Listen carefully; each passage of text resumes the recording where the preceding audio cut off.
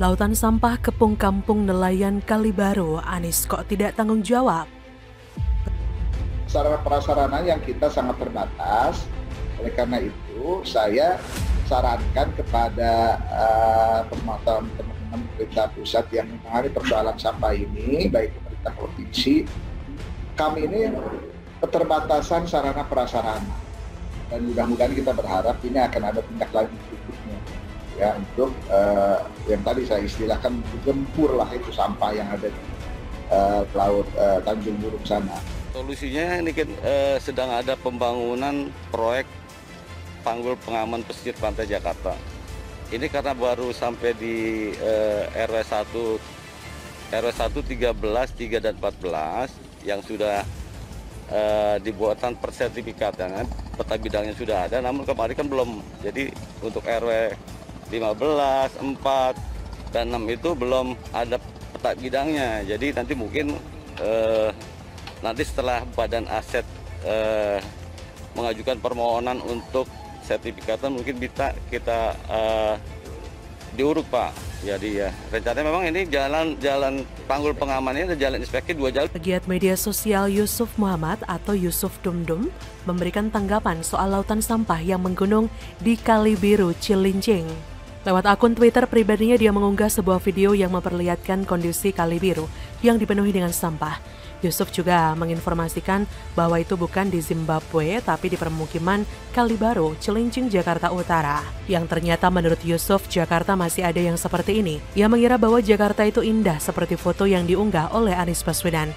Ia pun mempertanyakan siapa yang harus tanggung jawab terhadap kampung nelayan yang dikepung oleh sampah yang menumpuk didominasi sampah plastik. Dalam cuitannya yang lain, dia juga mengungkapkan bahwa sampah plastik menggunung seperti itu jika dikeruk pasukan buzzer Balai Kota dan puluhan TGUPP mungkin akan bisa cepat bersih. Seperti diketahui, dilansir dari laman media Indonesia, ratusan rumah di kawasan padat penduduk Kalibaru, Cilincing, Jakarta Utara, terkepung sampah. Lautan sampah menghampar di perairan paling tepi dekat bibir pantai. Jenis sampah yang menumpuk di perairan tepi pantai didominasi sampah rumah tangga, mulai dari styrofoam, busa, hingga yang dominan sampah plastik. Dasuki, salah satu warga, mengatakan tumpukan sampah terjadi sejak Oktober 2021. Menurutnya, penyebab terjadinya tumpukan sampah karena tidak adanya tempat pembuangan sampah di kawasan tersebut. Bahkan tak sedikit pula sampah yang menghampar di daratan tepi laut yang dari kondisinya terlihat sudah lama terdampar.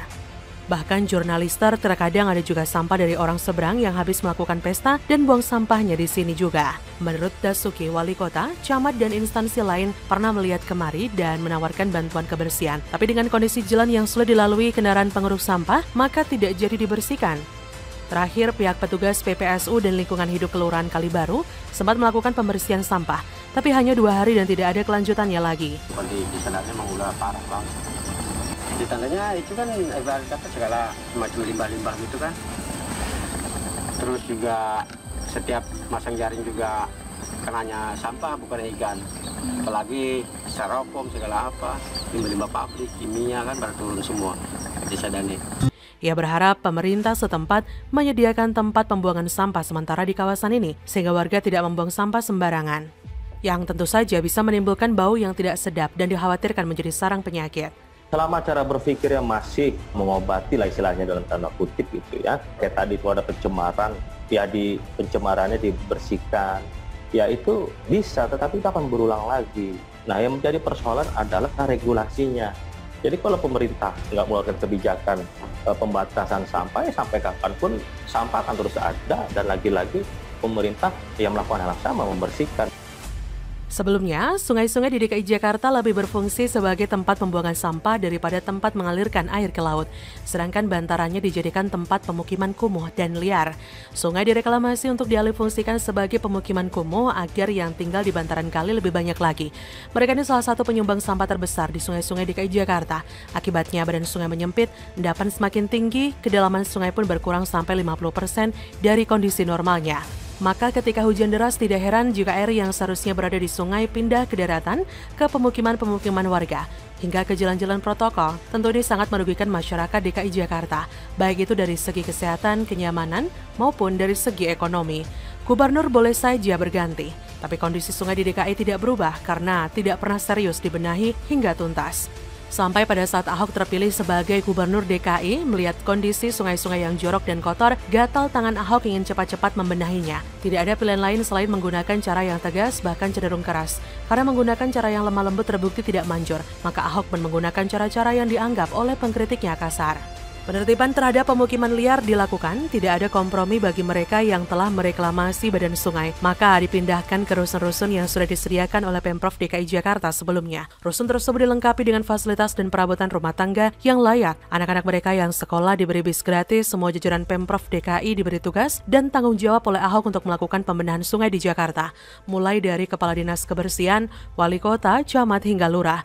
Jika mereka mengabaikan tugas daripada Ahok, maka siap-siap ditindak tegas, bahkan bila perlu dipecat. Namun sayangnya langkah Ahok membenahi sungai-sungai di Jakarta harus terhenti. Ahok harus menerima perlakuan pahit dari orang-orang yang tidak suka kepadanya dan dari orang-orang yang dirugikan ketika Jakarta dibenahi. Bahkan dapat dikatakan, kerja keras Ahok membenahi sungai-sungai DKI Jakarta sia-sia belaka. Karena Gubernur DKI sekarang, Anies, beda dengan Ahok. Ia lebih suka menata kata daripada menata sungai. Biarlah sungai-sungai di Jakarta dipenuhi dengan sampah. Pinggir-pinggiran laut apalagi, asal masih punya kata-kata untuk ngeles dan untuk menyalahkan pihak lain. Sedangkan dia sendiri tidak pernah salah. Nggak sabar ya kapan nih orang lengser. Bagaimana menurut Anda?